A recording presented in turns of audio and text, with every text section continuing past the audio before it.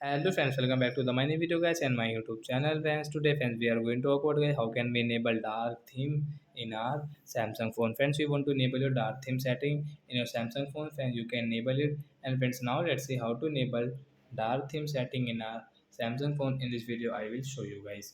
So before starting video friends, first of all go and subscribe the channel guys, click the bell icon, like my video. So first of all friends, we will on our phone setting to enable dark theme, then guys scroll it. Friends, you can see phone display and brightness setting. Friends, tap here. Friends, you can see guys your dark mode setting means your dark theme setting guys. You can see guys turn on as a schedule you want to enable, so you can enable and disable from here. So you will have to click on the right side guys, tap here to enable your dark theme. Friends, dark theme will enable in your Samsung phone. So guys, you can see guys your background will dark guys. So like that guys, you can enable your dark theme in your Samsung phone guys.